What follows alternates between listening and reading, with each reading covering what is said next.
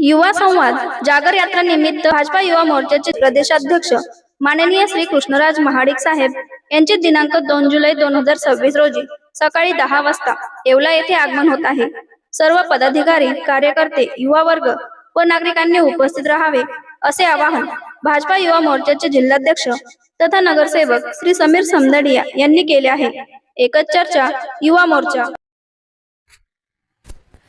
राष्ट्रवादी काँग्रेस अजित पवार पक्षाच्या नाशिक जिल्हाध्यक्षपदी निवड झाल्यानंतर दिलीप खैरे यांनी दिंडोरी लोकसभा मतदारसंघातील संघटनात्मक बांधणीसाठी दौऱ्याला सुरुवात केली आहे।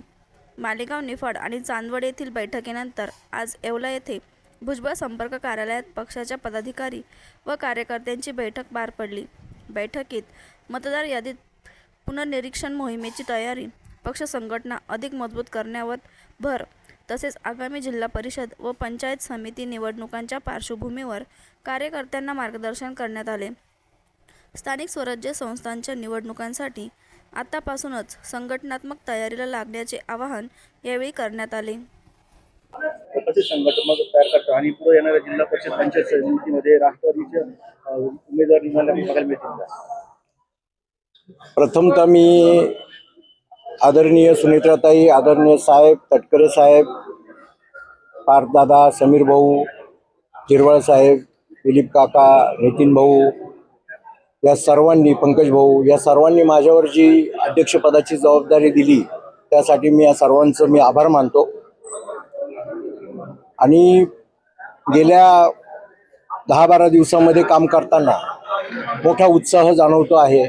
मी गेल्या 3 दिवसापासून दिंडोरी, मालेगाव, निफाड, त्यानंतर चांदवड असे 4 तालुक्याचे दौरे माझे विधानसभा मतदारसंघात झाले आणि आज मी येवल्यामध्ये आलेलो आहे। काम करत असताना अतिशय वेगळ्या पद्धतीने संघटनेचं काम उभं राहील। मी गेली पक्ष स्थापन झाला त्यावेळेला गेली 9 वर्ष मी युवक काँग्रेसचा अध्यक्ष होतो, त्यामुळे मला जिल्ह्याची तशी माहिती आहे, त्यामुळे काम करताना तशी अडचण येत नाही। आणि आदरणीय भुजबळ साहेबांच्या नेतृत्वाखाली काम करत असताना गेली 35 वर्ष मी साहेबांबरोबर इथे काम करतोय, त्यामुळं पक्ष संघटनेची सगळी माहिती आहे, त्यामुळं काम करताना कुठली अडचण येत नाही। आता आम्ही सुरुवातीला जे हे आहे ते आता आम्ही एक दौरा करून याद्या पुनर्गठन या विषयामध्ये आम्ही स्थानिक तहसीलदारांना बोलून आमच्या कार्यकर्त्यांना आम्ही त्याचं प्रशिक्षण देतो आणि याद्यांचं काम कसं करायचं अशा पद्धतीने आम्ही त्यांचं हे करतो। आणि त्याचबरोबर पक्ष संघटना बांधणीसाठीही आमचा दौरा सुरू आहे आणि त्या संदर्भात आम्ही कार्यकर्त्यांशी चर्चा करतोय। आता खूप गोष्टी आहे, मागे 4 महिने अध्यक्ष नव्हते, त्यामुळं पक्ष थोडंसं नाही म्हटलं तरी थोडं इकडं तिकडं झालेलं आहे, पण एवढं निश्चित मग आमचे सेल असतील, त्यानंतर आमचे तालुकाध्यक्ष असतील।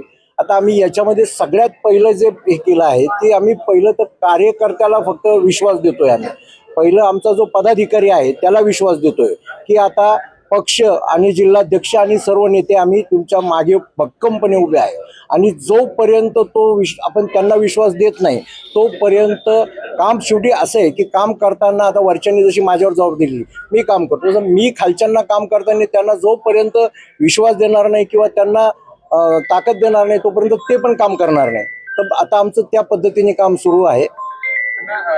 सम्राट वर्मा ग्रुप प्रस्तुत हॉटेल वर्मा पॅलेस येथे मिळतात आकर्षक लक्झरी एसी रूम्स, भव्य बॅक्वेट हॉल आणि शहरातील सर्वात सुंदर टेरेस गार्डन। आकाशाच्या सानिध्यात मल्टी क्युजन रेस्टॉरंट तुमच्या चवीची खास काळजी घेईल। ठिकाण उपजिल्हा रुग्णालया शेजारी Yeola, Kopargaon road, Yeola. Hotel Verma palace एकदा भेट दिली की पुन्हा यायलाच आवडेल।